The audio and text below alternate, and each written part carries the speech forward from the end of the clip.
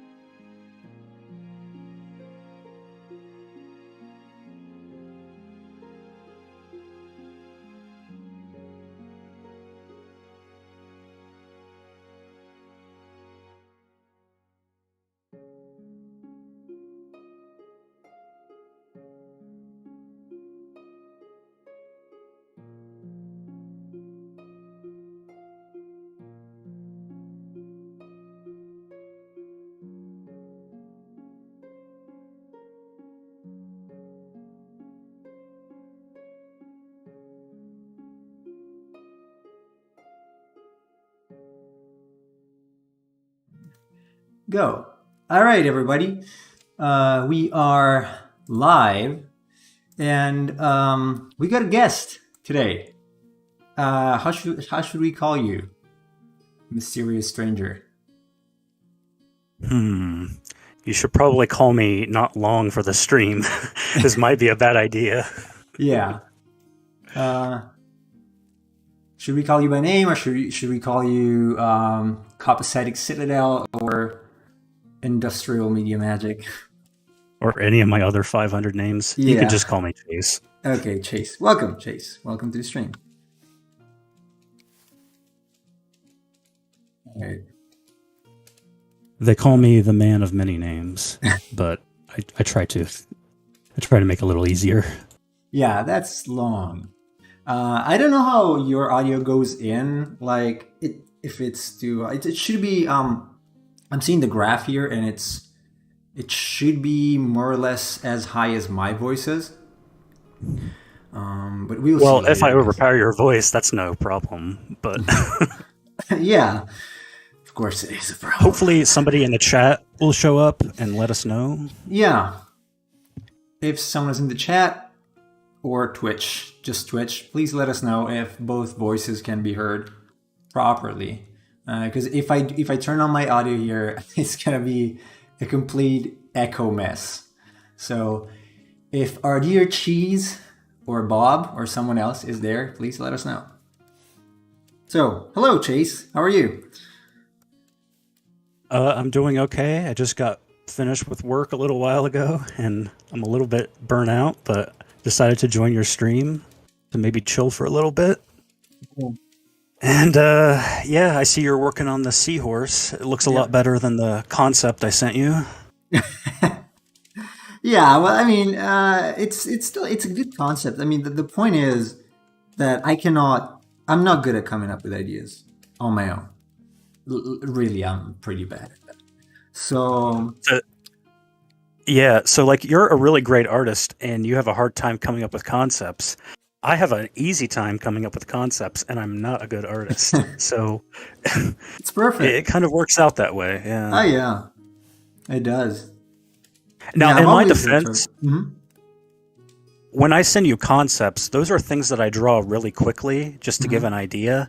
If I actually sat down and tried to draw something, I could probably do a reasonable job, but it's just a matter of time for me. Yeah, yeah.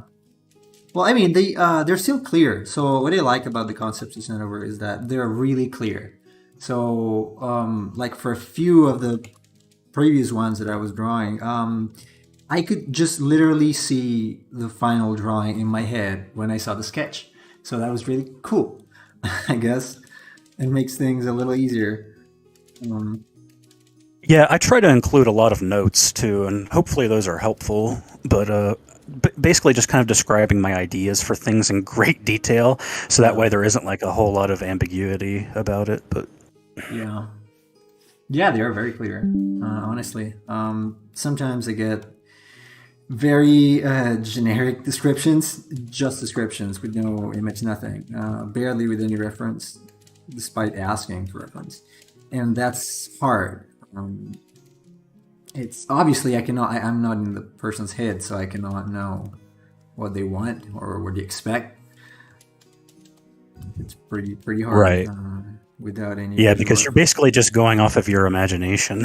Yeah, basically. The only downside of that is because of how I am. Once I have an idea or a visual cue, I tend not to strive too far away from that. So if there is a specific pose you drew it in, then I have to make an extra kind of effort to draw a different pose because I feel like I have to stick to that specific one. Right. It's cool though. Yeah, I really try to, because I envision these things in my mind, and I just make the concept as best as I can from my imagination and give it to you. So I tend to think that for an artist, that would be a lot easier to try and make that a reality versus like, you're just giving me a basic description and I'm having to like read your mind to see how this final product is going to look. Right. that can't be very easy. And it's also like if they don't like the final product, how much can they actually, complain about it when you don't give them much of a description? Yeah. Yeah, that's a problem I had sometimes in the past. I have worked with some very picky people, and that was really hard sometimes because you never know what they actually want because obviously you don't have even a small visual cue. So pros and cons. I do prefer to have it. It's funny because when I was a kid, the thing that I would often do was taking someone else's drawings and redraw them with my own style. So this is kind of a continuation of that, in the sense that I like to see I love to see someone else's drawing and someone else's ideas and then transpose them in my own, let's call it style. Well, you But and I were talking about music yesterday, yeah, and I've known like a couple of musicians who do, stuff on Fiverr and whatnot for mhm, people as requests. yeah, And it's like sometimes people will give them prompts and they'll say, "Can you just make me a really cool battle theme with a guitar?" And it's like that's not really helpful, you know. yeah, Like, can you be a little more specific? yeah. Yeah, with drawing and music, it's like you kind of need to give them a little bit of an idea of where to go. Yeah, it's always like that with art because you cannot possibly be in the other person's head. So how do you make them happy if they do not give you enough clues on what they're thinking? You And definitely don't want to be in my head. There's no happiness there. oh, same here, same here. A lot of tragedy, a lot of murder, and no, but yeah, it's definitely it's really good when you get when you find someone who you can work with closely enough to not have to struggle too much to get their final result.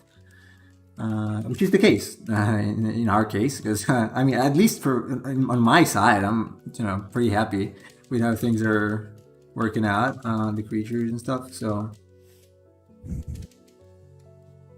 Yeah, me too.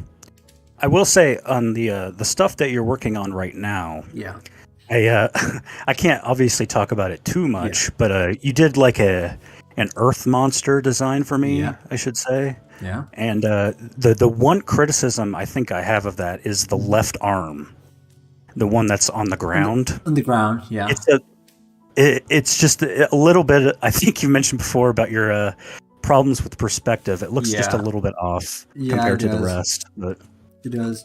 That pose in general, I'm not super happy with. But sometimes just some are easier to come than others. Perspective is I love it. definitely a But major problem.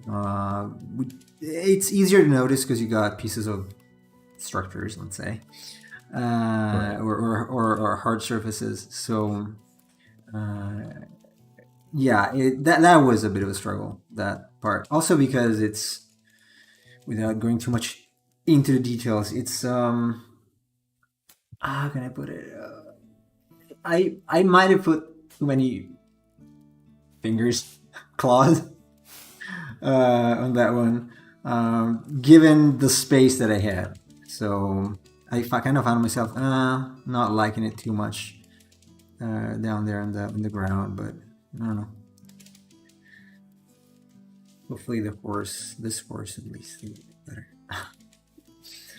Um, I'm getting more used to incorporating hard surface stuff into the design though with the recent ones. So Well, I I'm, think before you started working on some of my stuff, the probably one of the more impressive ones, in my opinion, was the metal golem design that you did oh as part of that golem pack. yeah, That one is such a great design, and like in terms of hard surface, it's pretty impressive. But that was yeah, hard. I'd like to. The hands there, those sort of I don't know how to call them. They're like blades basically instead of fingers.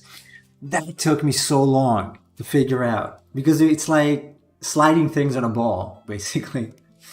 So that Right. was really really hard, honestly. And for anyone watching, you can purchase that by going to Nemo's Itch Store. Yeah. Just to plug that real quick. Yeah, shameless plug. um, it's hard to sell that kind of stuff on itch though. I understand why because it's hard to find something that matches your game design.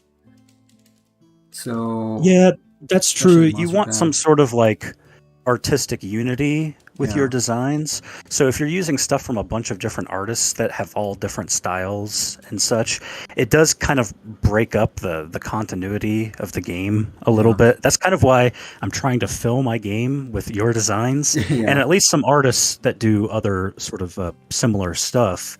But yeah, I also just think that a lot of people that are in game design, especially when they work with like RPG Maker and whatnot, they don't really give a lot of thought to creature designs. A lot of them use like the RTP, just kind Yeah, of the like the stock basic ones, yeah. assets in the game. And they're just like, yeah, whatever. I don't care. I'm either gonna make a really short RPG, or more often the case, they make like some sort of horror game, or in other cases, like a hentai game. But that's kind of Usually, what that's RPG. fine, yeah. That's kind of what RPG Maker is known for, which is why it has a bit of a bad reputation. But Really, I had no idea. I know some people do, but I had no idea that that's what they use it for mainly. yeah, it's Um, like either horror games, visual novels, or like hentai games, and usually nice. a combination of all three. But Yeah, that sounds pretty awful. That's probably not my type of game.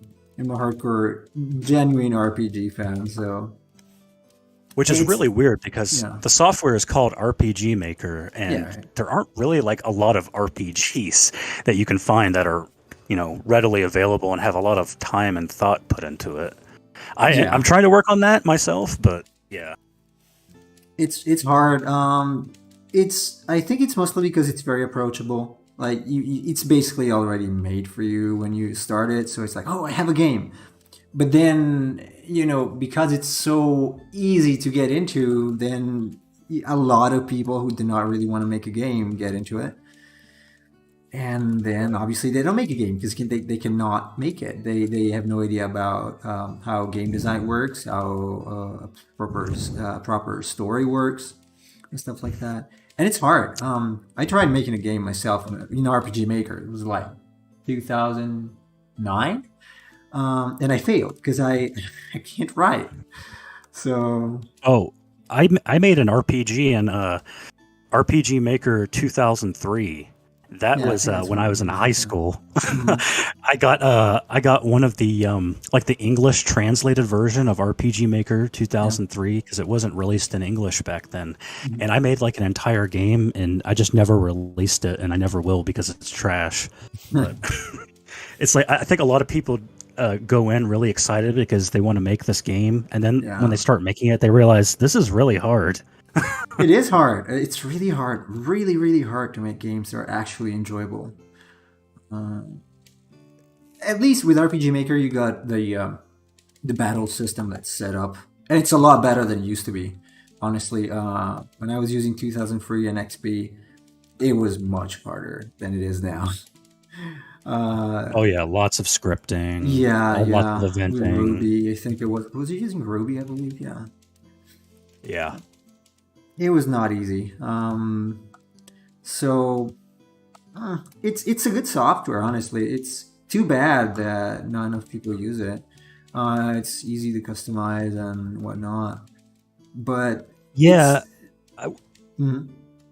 well, especially like these days with like plugins and whatnot, you can actually do quite a bit with the software. I mean, it's not as expansive as like using Unity or something, Yeah, but at the same time, like RPG Maker is a lot more convenient than Unity, where you basically have to create everything whole cloth, right? It's yeah, like at least in RPG Maker, you kind of have like templates, and you can just modify those templates to how you want, and you're not just like becoming like a raw right. programmer on Right. your own. Oh, hello, Cat from YouTube. Welcome, first time chatter. This is Nemo speaking, and my friend is Chase, whom I work with on Oh, a KeyCat. indie game. But yeah, KeyCat, can you let us know, is my audio okay? oh right. Let us know if you can hear both voices, because we're kind of trying out Discord as an audio input source today. So let's see. Anyway, yeah, it's definitely what I like about RPG Maker is that you get all the growth system with all the graphs, and you can set up the way you want your characters to grow, stats, and all that stuff. That's for free. If you were to set that up manually, and menus. If you had to set that up manually with Unity, I think when I made my game, not with Unity though. Okay, let's say when I made my prototypes with Unity, menus took a good 30% of the time. settings and all that stuff. That's boring stuff to do. And Oh yeah, the RPG Maker, just get it for free. yeah, with stats and whatnot, it's for people who are listening and don't understand. With RPG Maker, you can just like go to the minimum level and then type a stat, and then go to the maximum level and type a different stat, and then you can select like one of the algorithms, and it like manually sets up like a progression curve for you for your game. You don't have to actually create some sort of code that controls for what stats you gain over time. It's super convenient. It really is. It really is. I just wish I had a little more time to put into a game. I want to make a pixel RPG at some point, like 100% pixel, like not a mixture of 3D and 2D, just pure pixel art. It's just that, as I said many times, I suck at writing. So I can do the monsters, I can program, I can do a lot of stuff, all the graphics UI, I can do that. I cannot make music, and I cannot write a good stories. That's pretty much no game for an RPG, I guess. Well, you if you decide to go down that path, you do have those 1-bit pixel monsters you released. Yeah. So you can make more of those. Yeah, I can make those. No, but I wanted to make colored pixel art monsters. It's just that I'm so slow with pixel art right now. There's a lot of people that have made like Game Boy Color style games that you can buy on itch and whatnot, and they're really nice looking. They look authentic. But yeah, that's true. I tried some free ones. It's just unbelievable what you can do nowadays with free tools compared to when I was younger. When I was a kid, I remember the first engine I've ever tried. I wanted to make a game like Monkey Island. I don't know if you know it. The Secret of Monkey Island. It's an old point-and-click adventure game, and I love that game. And I was sitting down with my neighbor, and we were trying to figure out Game Maker, I think it was called, or Game Factory. How was it? No, Game Maker, I think it was. I had no idea whatsoever what to do, and I gave up. But I already wanted to make games, so. Dude, I got the original RPG Maker for the PlayStation 1 as a Christmas present, and I made a game on it. Wow. Do you know how hard that was back then? Well, I can on the PlayStation especially. It's got pretty hard. Yeah, the original one that first came out on the PlayStation 1. That was in my childhood, I was like always playing RPGs. I loved Final Fantasy VII. That was kind of like my first big one. And I was only like, that came out in 1997. So I was like around 6 years old when I first played that. And it just kind of like blew my mind. And I was like, yeah, I love these things and I want to make one of my own someday. And that was kind of like the beginning of it. But yeah. My RPG Odyssey started with Pokemon, actually. I think... Well, that too, yeah. I think it was because I watched the anime first. I did not know the game. I knew there was a game named Pokemon because when I was buying all the PlayStation magazines when I was a kid, when I was, 10, and there was a game named Jade Cocoon that I had a demo I could talk about of. that game. I had a demo of, and I could not find it. I was killing myself because I could not find that game I wanted to play. And so in the review, there was something like, there are XX monsters, so much better than Pokemon. And I was like, oh, what is Pokemon? And then I found out later. And that's how my RPG. So technically speaking, Jade Cocoon was my first RPG, even if it was only a demo back then. Very first Jade RPG. I've got Jade Cocoon sitting in my room right now. So my original copy of it. But I never found it original. I played an emulated version later. Let's not say this. Let's pretend I didn't say that. But I wanted to play that game so badly. I never even finished it, honestly.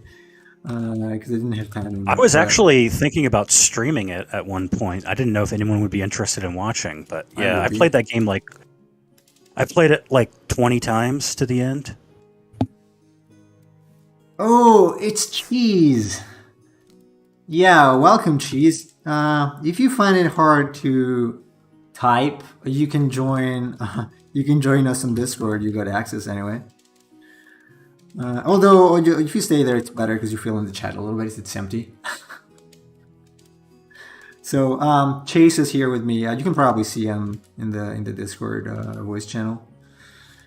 I was going to say, I'm not flooding the chat today, so it's pretty empty in here. It is. Yeah, it is. It's a very lonely stream. That's depressing. That's fine. We were talking about RPGs, JRPGs. Okay, he's going to pop in someday. Cool. Yeah, we also have to do that, and you can join too, Chase, if you want. That Magma Studio drawing challenge thing. We will have time, so if you want to try. Let's see. Your stage took too long. I'm probably gonna have to. It's not loading anymore. I'm here. Yeah, thanks, Cheese. Yeah, the Magma Studio thing, we have to do that. Yeah, we do.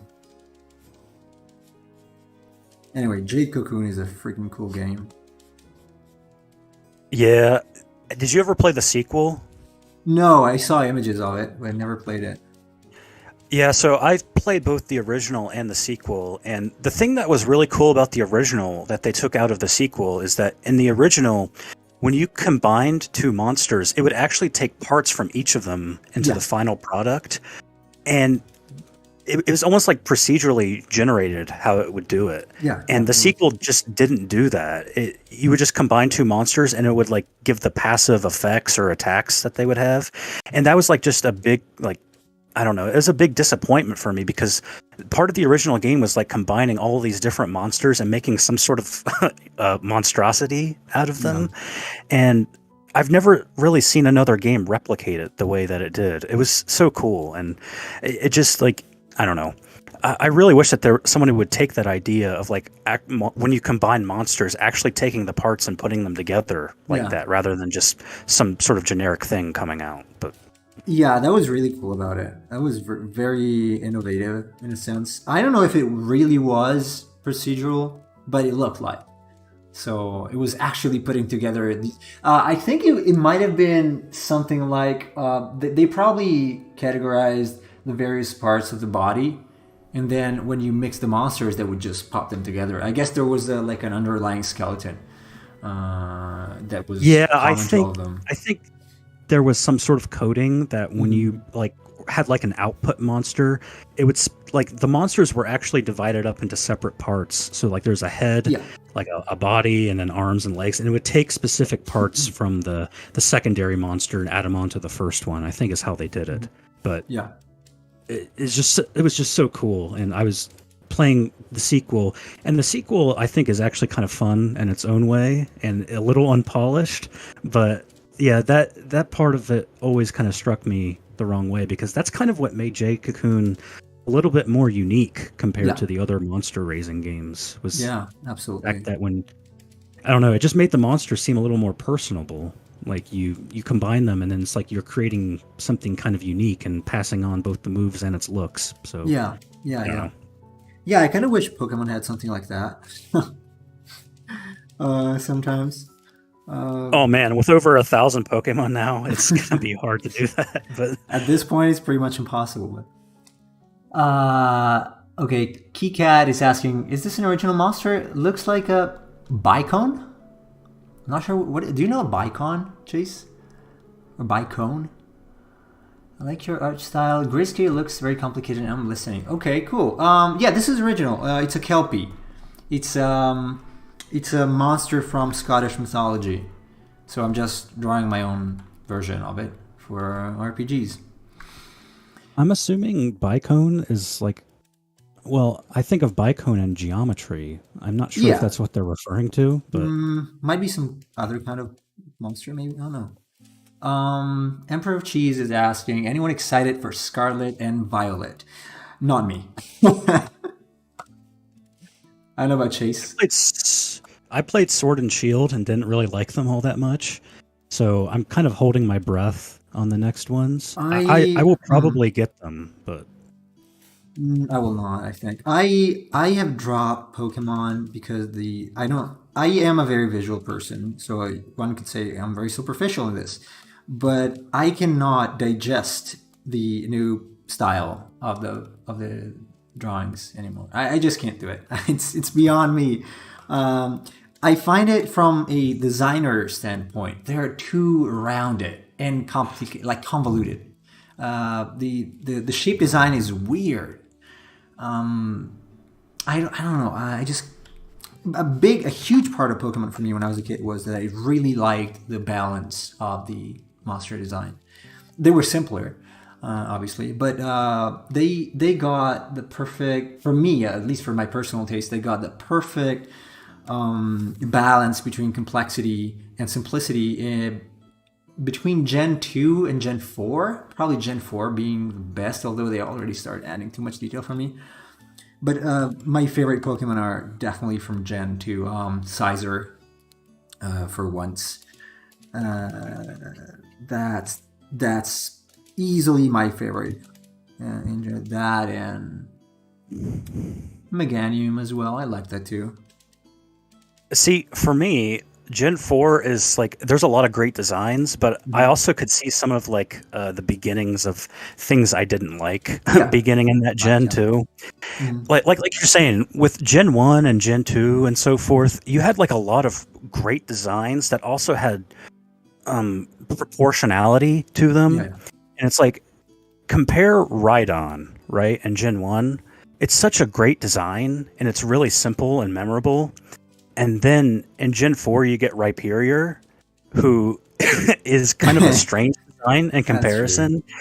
He's got like these kind of twig arms that are attached to his upper arms, whereas Rhydon is like really well proportioned. They became, it's like there are less creatures. Emperor Cheese is also saying, I do think they have become more mechanical and overcomplicated. It's just mechanical. I think they simply are less creature-ish. Not just mechanic. They do not feel so much mechanical. They feel kind of fake to me at this point.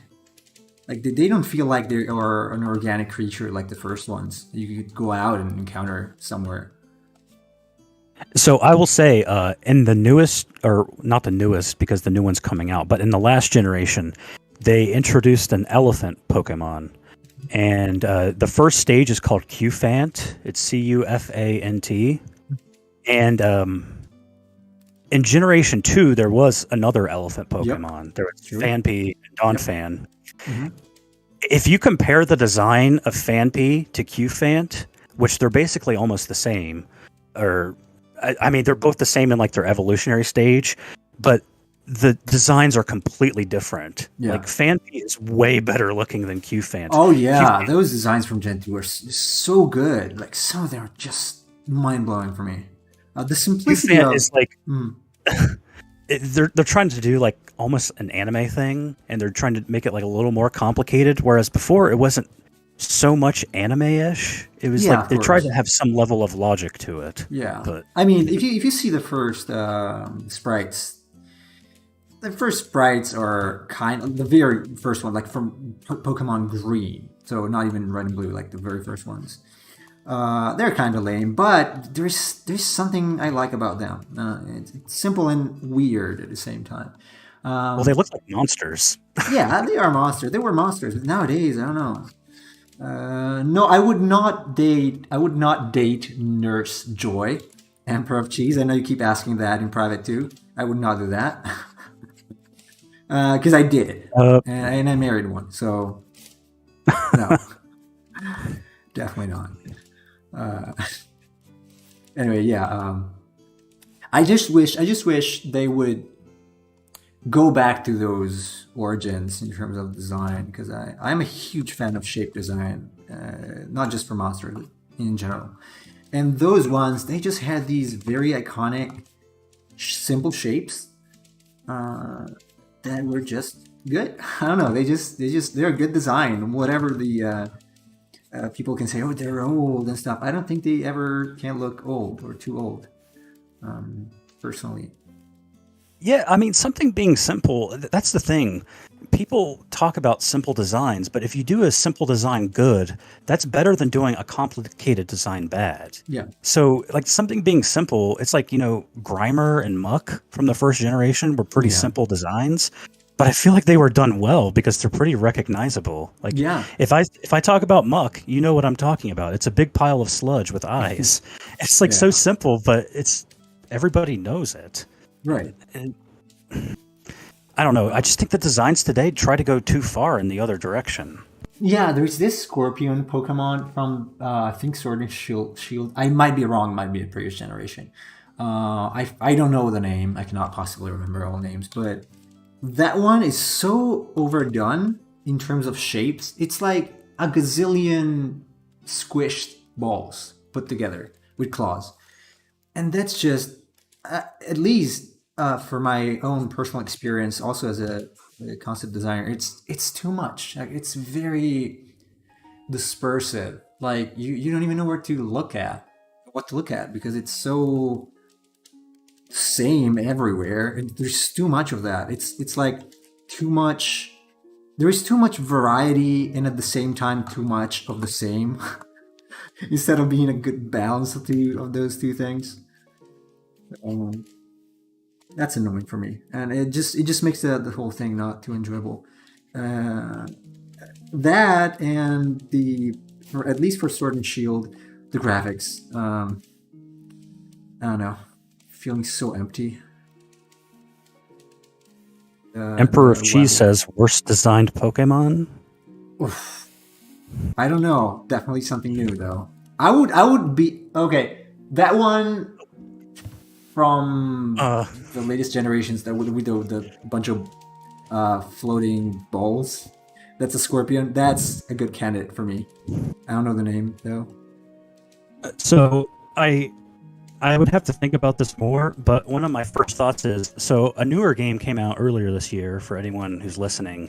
It was called Pokemon Legends Arceus. Yeah, and it's set in basically the same region as Generation 4. So if you remember, the legendaries in Generation 4 were like Dialga and Palkia, and then they introduced Arceus, who's like the god Pokemon. And in this new game, they introduced a fusion of Dialga and Arceus, and then Dialga and Palkia. And especially the Dialga and Arceus design is like one of the worst things I've ever seen. It's almost comical. You have to look up the artwork of that if you have the opportunity. Let me see. I'm gonna look it up. This is probably gonna be a spoiler for someone, so look away eventually. Yeah. So it's a fusion between. Sorry. So look up Arceus Dialga. Let's see. I'm doing it off screen, obviously. If it's too. No, this is Dialga and Palkia fusion. So, oh my god, is it this? Is it blue? Is it seriously? Is it okay? Is it blue? Before I show anything wrong, okay. Let's see that. Is it this thing?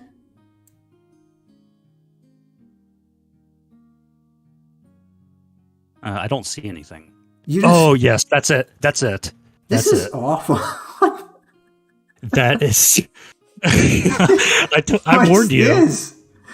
That's legitimately in the game. Why don't they hire me? I mean, I'm not great, but I can do better than this. What is this? This is awful. Look at its neck. That doesn't. Oh man. Yeah, we're just gonna put a big barrel on your neck. This is horrible. No, I was thinking of the. Let's see, Scorpion. It looks like a Zoid drawn by an 80-year-old. Yeah. Okay, I was thinking about this. Oh, this is probably a little older, Drapion. This is older, actually. No, it's not even the one I was referring to.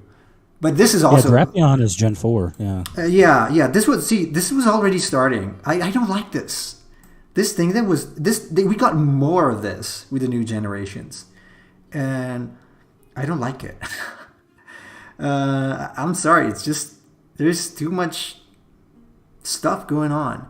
It's not the one I was actually referring to, or the one I was thinking about when I said so. There is another one that is from. Is it this one? Oh, wait. It's no. Okay, I'm gonna look it up later. So otherwise, I'm gonna never finish this thing. But there are some new ones in Sword and Shield that are just completely off design wise. From my personal bad taste. Are you talking about Phalanx? Could be. It's Falinks. Let me see. They close that one. Oops. What did I do? Wait a second. So spell again. F-A? Falinks. Balance. No, it's not this one. Okay. No, I'm not even sure it's a scorpion actually. But the main thing for me, I am a very spiky design person. So the fact that everything in new generations is rounded makes it very unpalatable for my personal likes. There is a place for roundness, but I did like the fact that in the previous generations, Pokemon, they used to be pretty spiky. I would say they just had this good balance between rounds and straights that made the whole design look dynamic but also well balanced. And it's sad not to see that anymore. So I remember I was talking about Q-Font earlier, and it evolves into a Pokemon called Caparaja. And its design, I'm not even kidding, they drew it even in the official artwork. Its body is a cube. There's no... like, you have to see it to understand what I'm talking about, but they didn't give it any curves or anything like that. Its body is literally just a cube. It's really weird. Yeah. They are. I don't know who's the right designer, but I don't know if Sugimori is still designing Pokemon or doing art direction. I'm not following really. Well, I know that there was an American guy named James Turner, or he's not American. I think he's British actually, but he was there doing a lot of designs and such. So I don't know how much control he had over the design directions, because he started in the 5th generation, which is generally where people think the design started going downhill. But I know that he left the company recently, I believe. So maybe designs will improve, but we'll see. I don't know. I don't like what I've seen so far for Violet and what's the name again? I keep forgetting because I'm following so little. It's Scarlet and Purple? No, Violet and Scarlet. Scarlet and Violet. Yeah. Okay. This tells you how little interested I am. I don't know. It just Pokemon fell off my heart. They never implemented stuff that I've always wanted them to implement. To the point that I was about to make a Pokemon game myself with Unity, because okay, why can they not evolve while they're fighting? That would be a nice element of dynamism in a battle. Like, okay, my Pokemon is actually evolving now.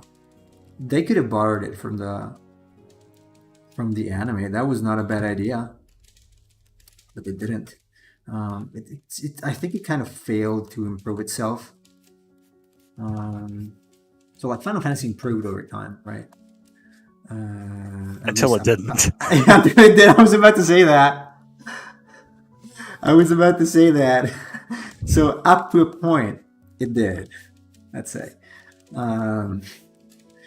And there's a lot of debate about that. I am very controversial about my game opinions. So there are lots of people that would get offended if I said everything I think about the way Final Fantasy went downhill after a certain number. But oh yeah, because the other day Mhm. I think you said you don't like Final Fantasy 12 all that much, and like there are some people that are die-hard defenders of that game that will trash you if you trash it. Yeah, I'm not gonna trash it. I'm just gonna let's just say that I don't like it that much. Let's keep it at that. to be politically correct, I'm not a fan. I didn't enjoy it, honestly. But that's just Oh, me. and to correct the record, James Turner was British, and he did leave Game Freak.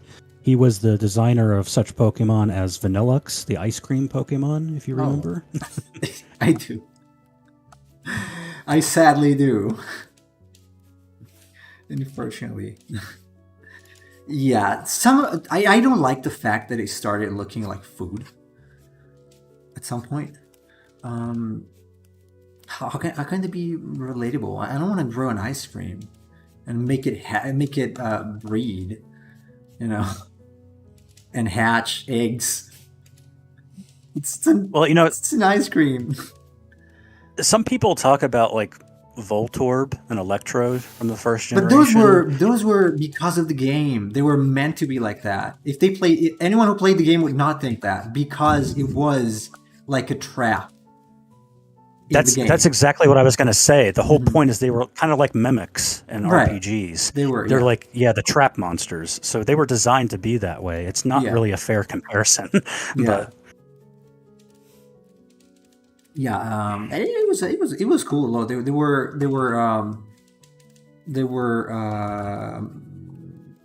They looked like Pokeballs because you would gather Pokeballs from the map and you find various items and stuff. And so that was actually cool. I mean, it was a cool idea. So you're about to get an item. No, it's a monster. So yeah, I don't hate. Obviously, it's a simple design, but there are 151. I mean, you can get a few stinkers. Right? I know now. I used to be much more critical, but now that I also design monsters, it's like sometimes you're gonna get a stinker. You're gonna make a mistake. It's inevitable. But overall, I think there are some great designs, even pixel art wise. Even if the very first ones were kind of janky, strange, I think they work well. They used to work well in the small Game Boy screen. some people will probably disagree with me on this, but I was not really a big fan of Pokemon transitioning to fully 3D. Same here. I don't know. I guess for me, it's like I have such a love and respect for sprite art, and the sprite art for the Pokemon games were always incredibly well done. Yeah. And some of that is kind of lost in the transition to 3D too. Yeah. It's like a lot of personality gets kind of lost, and I don't know. That's just my feeling. But yeah, no, I feel the same, and I know Emperor of Cheese also thinks the same because he's a huge admirer of pixel art. He actually got me a book on pixel art for Christmas a few years ago that they have here as well.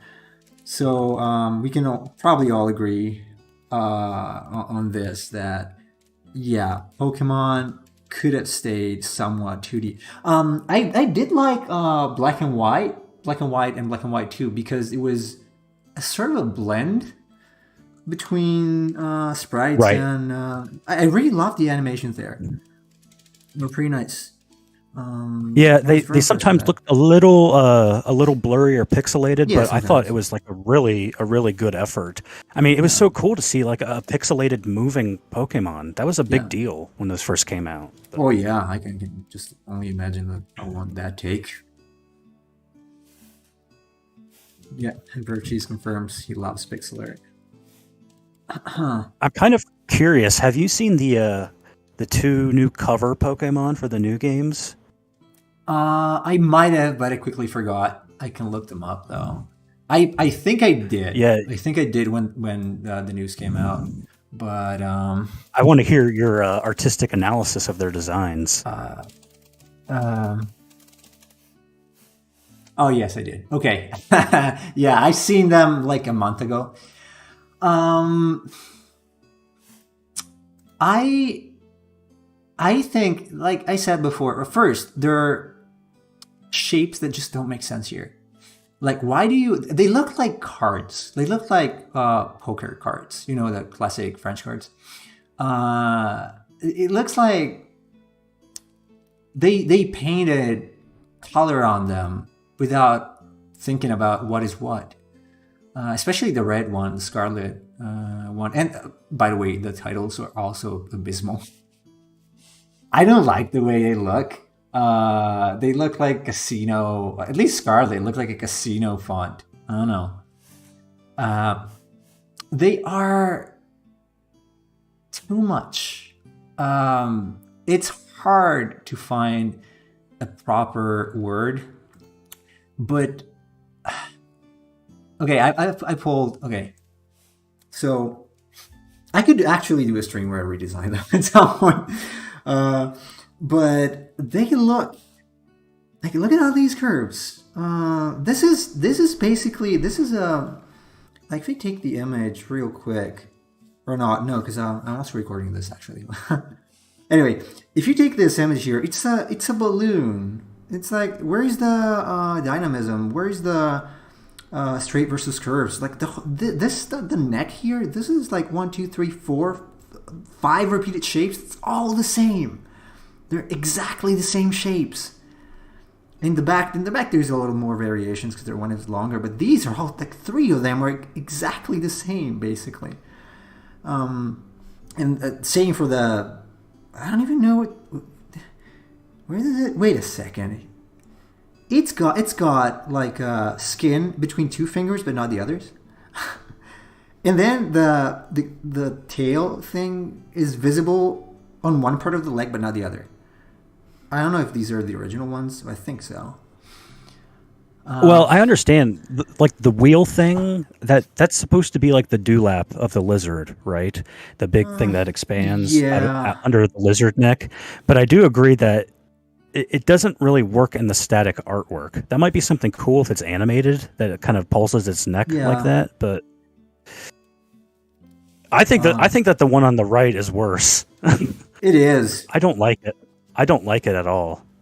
Yeah, I don't know. I just feel like they're too busy. Emperor Cheese also says, not the worst, but very busy. There are a few things in the design that work, but it gets overshadowed with traffic. Yeah, basically, you don't know where to look.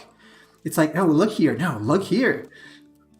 And that's one thing the old Pokemon did not do. Like, you clearly knew where to look at, There was no such problem there, especially in Gen 2. Typhlosion. That was so cool. I think those designs are so weird because the red one, it feels like they put a lot of over designing into it, and then the robotic one feels like less ostentatious compared to it. I don't know. It's like there's kind of like a weird asymmetry between them, where it's like the red one. Yeah, they did not look like they're part of the same concept. I agree on that. Right. Yeah. The red one just has so much going on. Yeah, the red one has a lot more stuff going on compared to the other. The other looks a little. I feel like they feel a lot like at least the blue one, a lot like the one from Sun and Moon, the second ones that came out.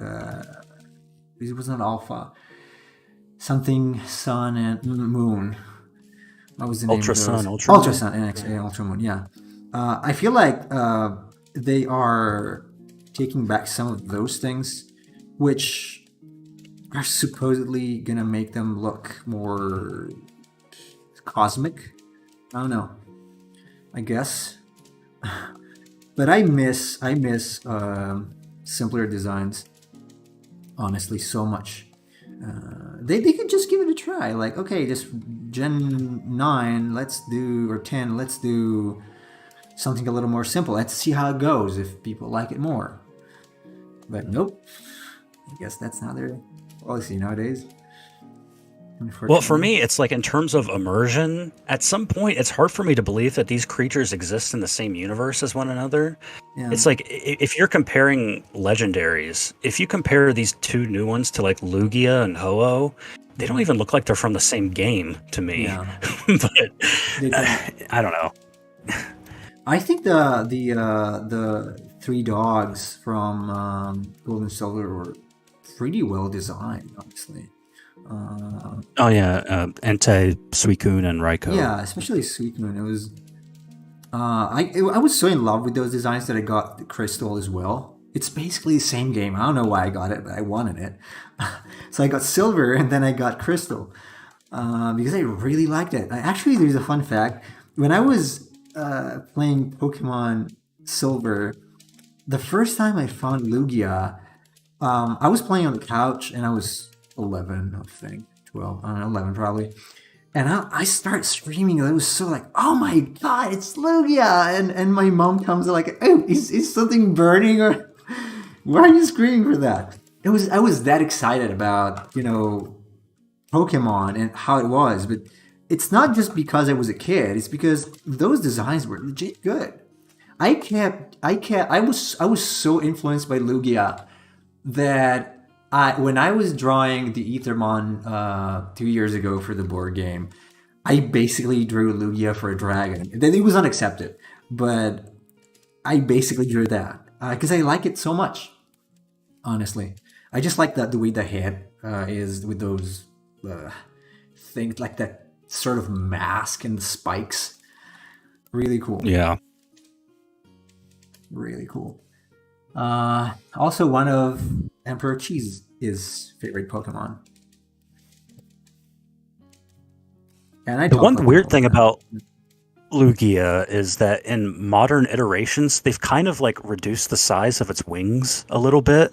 Yeah. It's like flapping in the air, and it looks like it just has fingers rather than these gigantic wings that are keeping it aloft. Yeah. I was like, why do you guys keep changing these old designs and making them worse? Oh, they do, especially in the anime. I've noticed they change Pikachu a lot. And some other Gen 1 Pokemon, they change them, which I do not appreciate. Not because I'm a hardcore fan, but just because they look worse. Simply. Like when I played Red and Blue and I caught Mewtwo for the first time, its sprite in that game is just fantastic. The way it's kind of like bulking its arms at you, and it's like this thing looks like it's going to kill you. That sound coming out of a Game Boy, that was so freaking right. Cool. Yeah. And nowadays, when you look at its 3D model, it looks like it's so thin, and it looks like an anime girl. It's so weird. It's like, why did you do this to my boy? It's sad. I don't know. I think after a while, the Pokemon Company thought, okay, well, we got games, and they're selling, so let's give them more of the same. Exactly the same. I don't think it's going to pay off in the long run. But, as long as there are people buying them, they're going to keep doing it. I mean, it's like the major brand name. Yeah. Pokemon is like the highest grossing media corporation in the world right now. So it's always going to make money, regardless of the quality. But yeah, well, that's sad, though, because, I don't know, they could have stayed that game, like you say, oh, it's Pokemon. It's like that game. It's not just, it's another, another Pokemon game. Yeah. Another whatever Disney thing. I don't know. Because they got so much stuff. And now it's the same thing. It doesn't have the same vibe. And it's really not about age. It's just because it's so similar to everything else. It's lost its charm at some point. Because that's kind of how I feel about Marvel movies right now. It's there's another Marvel movie coming out. Yeah, what a surprise. But yeah, I watched the Multiverse of Madness. I did not like it, honestly. I was kind of excited about it. I liked the character, Doctor Strange, but the movie not so much. I don't know. I felt like it was off. At some point, I felt like I thought, who is directing this now? Because there were some scenes that seemed particularly off in terms of acting and in terms of direction that I started wondering if, I don't know, that they kind of they gave the movie to someone else to direct at some point. I don't know. I was not super happy with it. I don't remember if I liked the first one. I did probably back then. I don't know if I would like it still now, but the Multiverse of Madness was definitely not my favorite movies. I like the first one. The first one actually had a pretty clever ending, which is kind of a rarity amongst those movies now, where it's kind of like, yeah, we beat the bad guy, move on to the next one. At least in Doctor Strange, the first one, at least, the ending was like, I'm going to trap this god in a time loop until he forces me to leave. Oh, yeah, that was cool. Clever. That was really clever. Oh, hey, Alex. That's one of my friends from Italy. He's got a stream, too. Thanks for joining, man. But yeah, Hello, Alex. I'm Chase. Oh yeah, this is Chase. We're talking about Doctor Strange. It has nothing to do with the current designer, but it's still kind of fantasy-ish stuff. Yeah, the way they worked out the Dormammu thing, that was fun. Yeah, I mean, we try to keep it to English because, you know, if I speak Italian here, nobody else understands. So, ideally. Or you can write in Italian, I can translate it. Either way, I can understand anyway. So you can speak in Italian, just don't make fun of me, and I can't understand it. No, that's my secret language. Nobody must know that. Nobody must understand that. If they don't from my accent, they're gonna do it because I actually speak. Anyway, yeah, it was clever. The clever thing. Yeah, it's cool. Don't worry. You can use Italian, and I'm going to translate.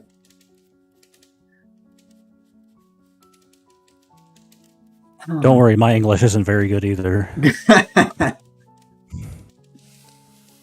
Yeah, that's what you're right. I wish mine was good enough to write. But even in my own language, I've never been good at writing. Mainly because of the artist block that I get. As soon as I stare at a blank page, I just don't know what to do. That's a lot less. It happens a lot less with drawing, obviously, because it wouldn't draw. But with writing, I'm like, okay, I can write anything I want. Now what? I don't know. How do you come up with a plot? Because you said you have a master in creative writing. Well, Skeleton Horse. Yeah, this is a Kelpie. This is a Kelpie. It's a monster from Scotland, Scottish mythology. So it's like a shapeshifter monster, if I'm not wrong, right? Correct me, Chase, if I'm wrong. Yeah. So it's like a sea horse, sometimes covered in seaweed and stuff. So yeah, sorry, I interrupted you. I asked you a question. So how do you come up with ideas? So for me, whenever I write something, I usually have a good idea of how I want to start it and how I want to end it. And it's the middle that I struggle with. It's kind of like, so I got this idea for a story. I know exactly what the beginning is, and I know exactly how I want it to end. And it's kind of like getting that connective tissue between them. Right. It's like, how do I go from point A to point B? And when we talk about writing, we talk about like the skeleton of a story. And what we mean is like the underlying structure that's sort of keeping everything together and apart. And that's generally what the plot is.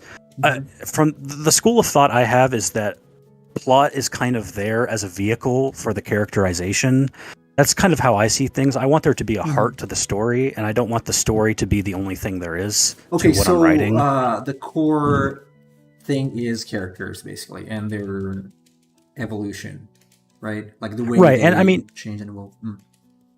Not every writer would agree with that. Some people are more story writers, and the characters are just there to act as vehicles to push the story along.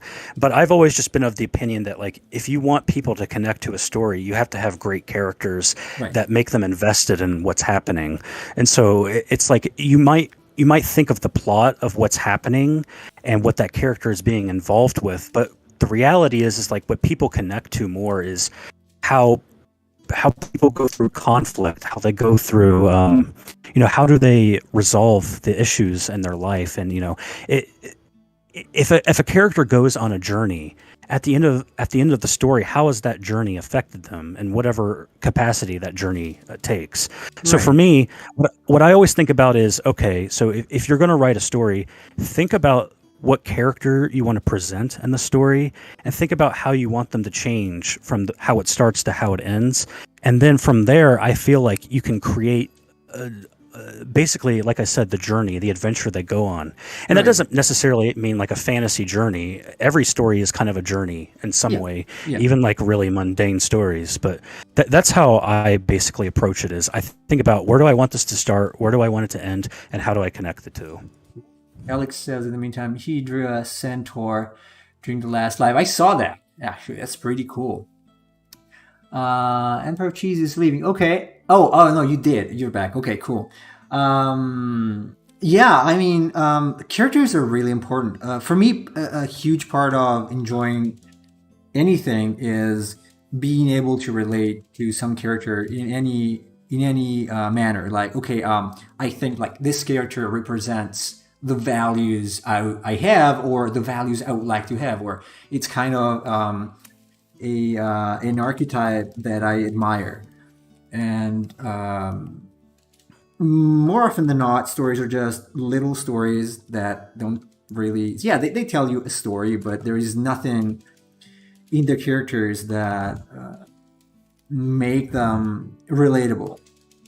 And that's a huge problem in me, at least for me, to be able to enjoy something, because I want to feel like I'm part of it, and I learned something.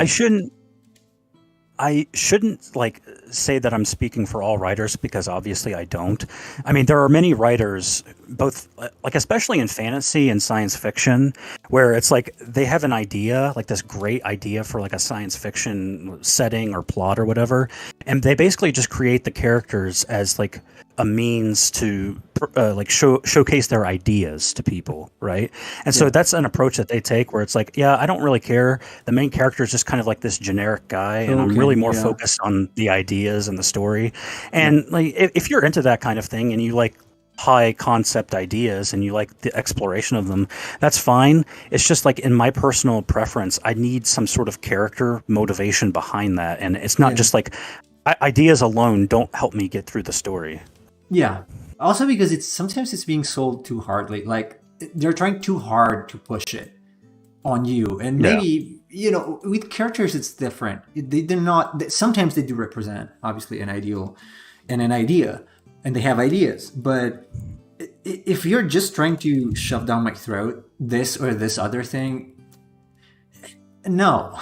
Like, I'm watching a movie because I want to find something relatable to any other degree, and I want to enjoy the characters and see if someone is worth someone's life, in that case like the characters, is worth participating into, right?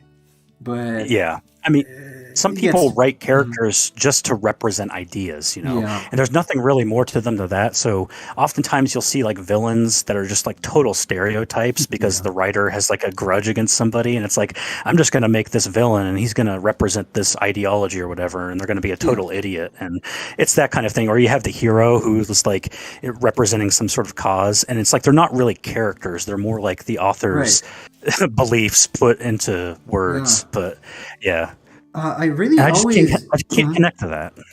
Right. One of the things I've always liked was the hero's journey, basically. All of which is technically is present in any, or should be present in any story, because any character should have a development. But that's not always the case. I really like that specific thing. So the hero that starts out, as a crappy person, then over time, because of what happens in the story, he becomes a better person. And that's also pedagogical in some sense, right? It's going to teach you something that you wouldn't necessarily get if all they do in the movie is just yell, "Oh, we are in favor of this." Like, okay, but I'm not. But characters are important. I agree with that, and also agrees too. Yeah, so like the hero's journey, you're talking about the Joseph Campbell theory of storytelling, Hmm. and that's not just present in like movies or books or anything. Like Final Fantasy IV is a really good example of that, where Cecil starts out as a dark knight, and Oh, absolutely. he's doing Absolutely. lots of terrible things, and it's affecting his conscious. And throughout the game, it's kind of like him grappling with the horrible things he's done, and eventually he goes to the mountain and he becomes a paladin, and it's like he's going to Right. right the wrongs that he did Yeah. before. It's Oh, I like that's really a like great that part. example. Really like that. Yeah. That's a great example, actually. I really enjoyed Final Fantasy IV for that. I think it's something Final Fantasy VIII did not shine in for Squall, because I think Squall remains pretty much the same. I don't see any much difference. Maybe a little bit, but overall, not much. I think with Final Fantasy VIII, it's like Squall doesn't care about Renoa at first. And then it's like there's some sort of like shift happens, and all of a sudden it's like when you get into the next Yeah. disc, oh, I gotta figure out where Renoa is. And it's like, well, Yeah. where did this happen? All of a sudden you Yeah. love her now? Yeah, I don't know. It's a little cheesy. Emperor Cheese is asking if we've seen the new Rings of Power trailer. Is that what started this? No, no, no. We were not. We started somewhere else. Actually, what did we start with? I forgot. I don't remember actually. But That's how it goes for me usually. I go off on a tangent and then we start talking about philosophical things. But no, I think I've seen it.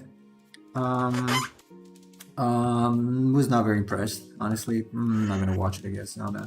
I'm still in love with no, the original trilogy and the book, so I'd rather keep that. this is kind of a minor thing, or not for me, but for some people it might be. But one thing I noticed in the trailers and all the promotional shots for the Rings of Power is I absolutely hate the like costume design for the show, whereas the original Lord of the Rings trilogy movies had some of the best costume design I've seen in any movie Ever ever. seen that and practical effects? Absolutely. Actually, And it's the like, I've seen some feature video some time ago. The So in the third movie, when they go through the mountain, the King of the Dead and all this stuff, the skulls are actually real. But they're not real skulls, but they're like plastic skulls. They're thrown right, down yeah. It's huge. It's like a huge machine throwing these things down a slope. That's incredible. That's just, I would love to work in that. Nowadays, it's just everything's green screened. Honestly, yeah, and Virtue says the whole series looks both cheap and expensive at the same time. The art direction looks uninspiring. It does. And also the casting. The I don't know the actress who plays Galadriel, but she doesn't look like she fits in the role. I haven't seen her act, but just in terms of looks, maybe because I'm too tied to Kate Blanchett. I don't know, which I really like. But yeah, it doesn't feel inspiring so far. So I don't think I'm gonna watch it. I don't know. I don't really have faith that like a modern corporation like Amazon could, because like Peter Jackson, you could tell that he loves Tolkien, right? Yeah. He read the novels, he knows all of the lore, and it's like he wanted to be so faithful to it. And I don't know if you get that same connection, like that personal connection, when it's a major company working on a project like this. Not probably. I don't even know Because who's the original directing it. movies, yeah, I don't know if there's a singular director, or are they having different people direct different episodes or what, but it does not strike me as a labor of love as the original three movies did. Yeah, honestly, not even the Hobbit. I watched it, too much CGI. I had high hopes for that, but I didn't like it as much. Also because of the I don't know how can I put it without being too harsh. The not so agreeable with choice of adding a love story between the elf woman and a dwarf, which doesn't make much sense to me, but that's just me. In general, the main problem I had with The Hobbit was that it was too much CGI. It felt bloated, very bloated, and it didn't feel like the book. That was a little more So the Lord of the Rings obviously takes place in a time that is dark, way darker than The Hobbit. The Hobbit is way more lighthearted in terms of like the book. So what they did with the movie was more or less trying to do a Lord of the Rings 2 prequel that just didn't. It was not it. It was not The Hobbit. It had some nice things, but overall, I felt it was like too dark for being The Hobbit. Emperor of Cheese. Are you talking about Roberto Orci and Alex Kurtzman? The guys who wrote it were writers for Star Trek? So only the beginning with What's Wrong with Galadriel, the whole character seems off. I think the guys who were working on it were writers of Star Trek. But which ones? Like the ones that were good or the ones that are hated by everyone? Because if it's Orci and Kurtzman, it's going to be awful. I know I don't know Star Trek enough to judge, but I know because I know some fans that they were not happy with some of the recent movies. So the Hobbit films make the Star Wars prequel treatment after the series. Maybe people will come to appreciate it more. Who knows? Don't get me started on the Star Wars sequels. Prequels? No, prequels. Okay. I mean, now that we have the sequels, maybe the prequels can be reevaluated. I don't know.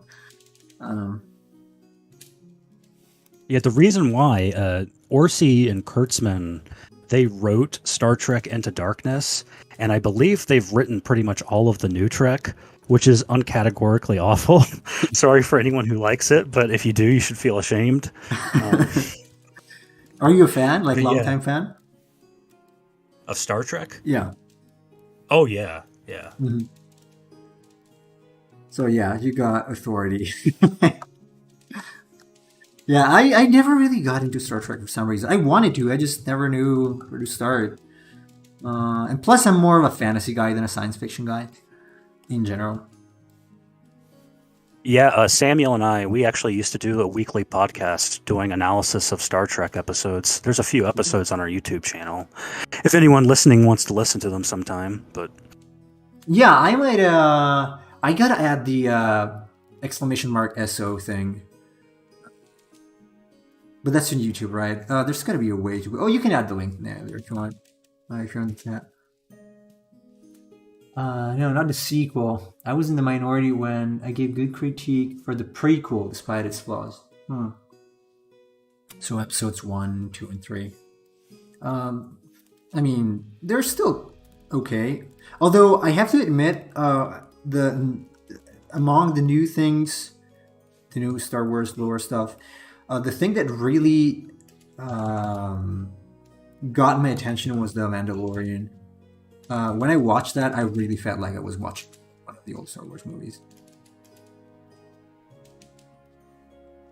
I have a lot of appreciation for the prequel trilogy now, though, to be honest. Yeah, nowadays? Because I was not a fan of the new Star Wars movies at all. I thought the idea of we're just going to make up the story as we go along did not work out for them. And I appreciate that the prequels had like a gigantic idea and they wanted to explore different things than the original trilogy did, like political ideology and how the Empire came to be and the progression of like Emperor Palpatine manipulating everyone.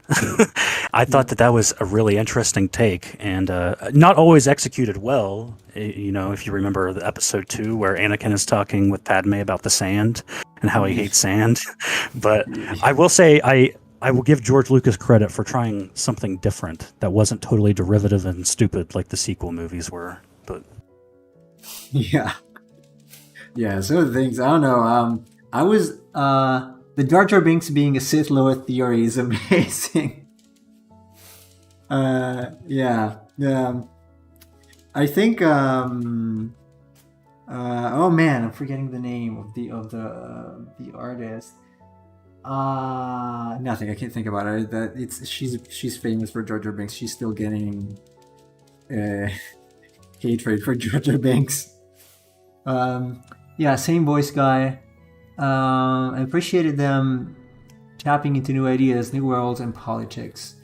Lucas is a great world builder. He just doesn't execute them effectively, says the Emperor of Cheese. What do you think, Chase? I guess I'm voice guy. Oh, he's saying voice guy. He's Chase. He's Chase.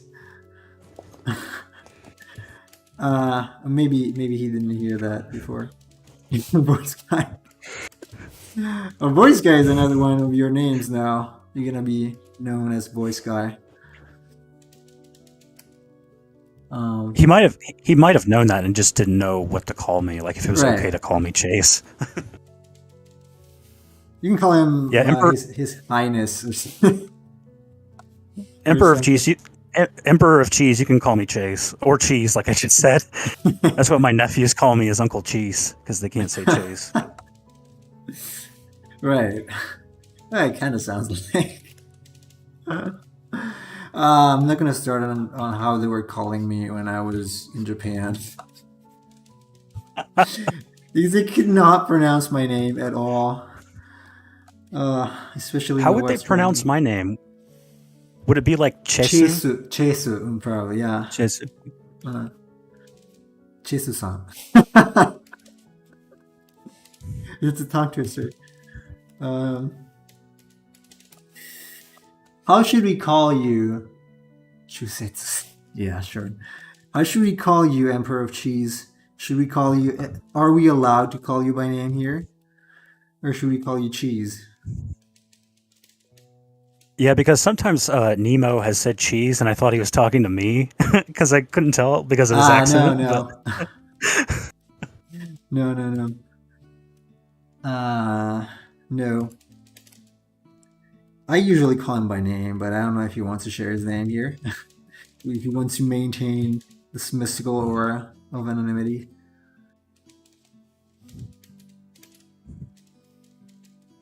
Could call him just Emperor. Emperor. Cheese. No, cheese is too similar to Chase. We're approaching. Okay, 2 minutes left, and I'm gonna have to go. And so I'm gonna. Wow, this went by fast. Yeah, much faster once you're talking. Well, I guess I'll go with cheese. Okay, go with cheese. I like being mysterious. Makes me seem like a wandering force. A being of unknown origin. Okay. All right. Anyway, yeah, I'm probably gonna finish the Grayscale tomorrow off screen. It's decent now. I feel like it's looking a little too velvet-ish, like the skin right now. So I'm gonna adjust all the values a little bit. But overall, what do you think, Chase? How is it looking so far? It looks like a Kelpie. Yeah, looks like a Kelpie. All right, so yeah, let's close it here. Thank you, Chase and Cheese. The Chase for joining the voice chat whenever you want, really, and Cheese as well. Cheese from the chat can also join by voice if he wants. Although I know he is very shy. We will see when you can set up for the Magma Studio thing. But really enjoyed the conversation, Chase. Really fun. Yeah, no problem. I might be here for more of these as long as you give me the invite. Sure. And I don't get you angry. No, no, you would have to be Japanese for this. That would be very easy in that case. No, anyway, okay, everybody. Thank you guys for watching. We're gonna meet again tomorrow at the same time for the caller. I think I'm gonna do my best to finish this off camera and bring the caller part tomorrow. All right. So until next time, everybody, take care and have a good one. See ya.